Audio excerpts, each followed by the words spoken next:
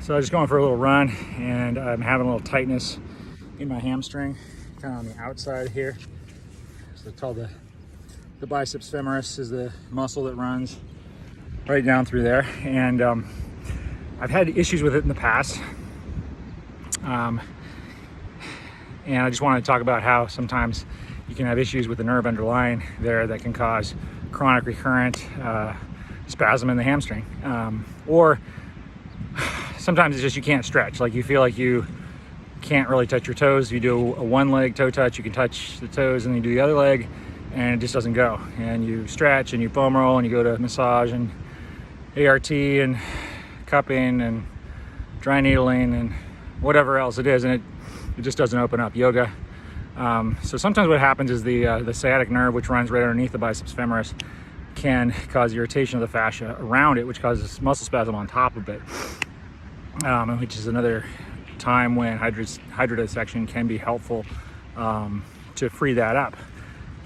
The sciatic nerve comes out of the pelvis and travels in the outside back of your thigh, and then it splits into the tibial and the common peroneal nerve right right about here. So it splits into about 7 centimeters above the flexor crease or so, and it's different in everybody. That also happens to be where the long head of the rectus femoris, where the long head of the right biceps femoris ends, becomes a tendon, and then tracks along the outside of the short head. And for whatever reason, that seems to be a place where things get caught up. It's not uncommon for when things cross or when things branch, that will be a place where you can have adhesion to the surrounding structures.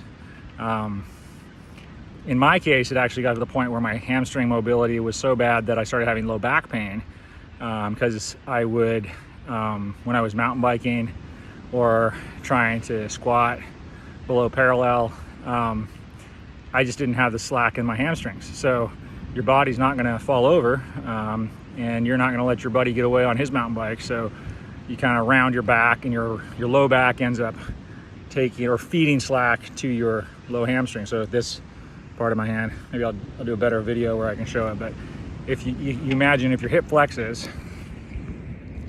like this, and you don't have slack here, and you need further range of motion, where's it going to come from? It's going to come from your low back. And so those muscles are made to be stable, and when you make them move and generate power, instead of being stable, you can get low back pain right along the top of your pelvis is often where it manifests. So that happened to me, and I thought it was a back issue. I mean, it is a back issue, because then it goes into the muscles of your back and they get all inflamed and tight, and life is not fun at that point. But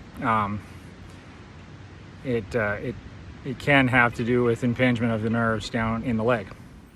On this diagram, you can see the muscle that is yellow there in the outside back of the thigh, and that's the one I was talking about, the biceps femoris, part of the hamstrings. And if you move it away, you can see the large yellow structure underneath it. That's the sciatic nerve, and as you might imagine, that nerve being bound up, that's the largest nerve in the body, it can cause a lot of pain and dysfunction or inability for the muscle to stretch.